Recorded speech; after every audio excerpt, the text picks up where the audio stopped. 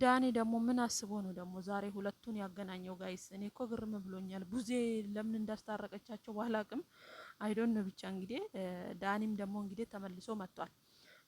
በዚህ አጋጣሚ ሩታዬ ስትጠሪ በተለይ በዳኒ ስትጠሪ በመምጣትሽ በጣም ነው ያዘንኩት። ምክንያቱም ዳኒ ምን ሲያደርግ እንደነበረ ጠንቅቀሽ ታውቂያለሽ።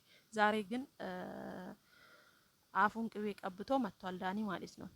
ለምንድን ነው መቁረጥ ያቃታችሁ? በአብርሃም ላይ ለምንድን ነው በዚህ ልክ ልመና ያስፈለጋችሁ ብሎ እንግዲህ ሁለቱንም አንድ አይነት ጥያቄ ሲጠይቅ ሩታም እኔ የልጅ አባት ነው ከካሜራ ጀርባ ቤት እየመጣ ብዙ ነገር ተስፋ ይሰጠኛል፣ ብዙ ነገር ያሳያል።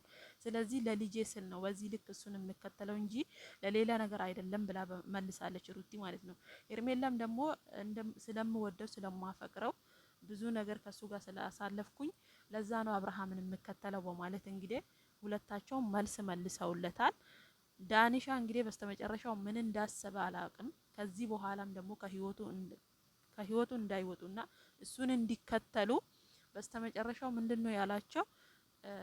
አብርሃምን ከዚህ በኋላ የሆነ መንገድ አመቻችተን የሚሆነውን ነገር መወሰን አለብኝ፣ እሱን ደግሞ ካፌ ቁጭ ብለን ማውራት አለብን በማለት እንግዲህ ሁለቱም ተስማምተው እሺ ብለው ተከትለውት ሄዱ። ለምን ሲባል ከዚህ በላይ ትናንትና እኮ ዴቭ ነግሯታል ለሩታዬ ማለት ነው። ሩቲ ግን ለምንድን ነው ኮሜንቶችን የማታዩ? ቢያንስ እኮ ብዙ ነገር አለ ኮሜንት ውስጥ እውነት ለመናገር። ከዛም የዘለለ ደግሞ ዴቭ ብዙ ነገር ብሏታል።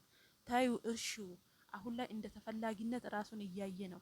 እያጠፋ እንኳን እናንተ ስትከተሉት እሱ ጥሩ ነገር እንደሰራ አድርጎ ነው ራሱን እያየ ያለው። ስለዚህ ለትንሽ ጊዜ ጋፕ ስጡት፣ እሱ ራሱ ፍለጋ ይመጣል ብሏታል።